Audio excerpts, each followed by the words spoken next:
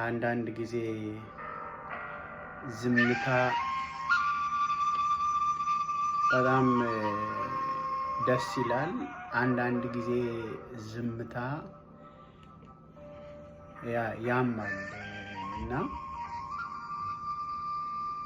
ምን አይነት ጊዜ ላይ ምን አይነት ዘመን ላይ እንደደረስን በማቴዎስ ወንጌል ምዕራፍ 24 ላይ ሙሉ ሲነበብ አሁን ያለንበትን ዘመን የሚገልጽ ይመስለኛል እና ሕዝብ በሕዝብ ላይ፣ መንግስት በመንግስት ላይ፣ ልጅ በአባት ላይ፣ ልጅ በእናት ላይ፣ እናት በልጅ ላይ፣ አባት በልጅ ላይ፣ ወንድም በወንድም ላይ፣ ወዳጅ በወዳጅ ላይ፣ ዘመድ በዘመድ፣ ጓደኛ በጓደኛ ላይ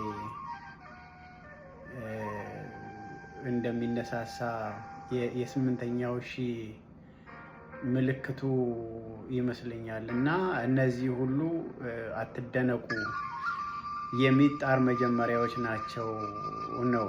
ከዚህ የከፋው አያምጣብን የሰራዊት ጌታ ቅዱስ እግዚአብሔር እና ከየት ተነስተን ወዴት እንደመጣን መተን የቆምንበት ቦታ ላይ ደግሞ ምኑ ጋር ማናችን ተሳስተን ለጸብ ካራ ወይም ሜንጫ ወይም ጎራዴ ለመማዘዝ ወይም ደግሞ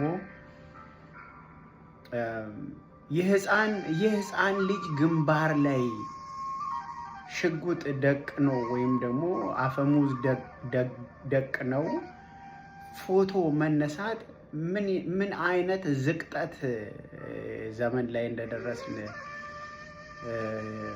አይገባኝም እና የዘመናት ሁሉ ባለቤት ኃያሉ ቅዱስ እግዚአብሔር ቸሩ መድኃኔዓለም ክርስቶስ እሱ በምሕረት ዓይኖቹ ይጎብኘን። እኔ እንኳን መናገር አልፈልግም ነበር። በተለይ በዚህ በጾመ ፍልሰታ ህመሙ ቁስሉ ወደ ውስጤ ዘልቆ ገብቶ ስለጠዘጠዘኝ ነው ይሄ እንደዚህ የሚሰቃየው ህፃን ልጅ የኔስ ልጅ ብሆን ያ እንደዛ የሚያረግ አረመኔ፣ ያ እንደዛ ህፃኑን የሚያሰቃይ አረመኔ ከሰው ነው? ከጉማሬ ነው? ከጅብ ነው? ወይስ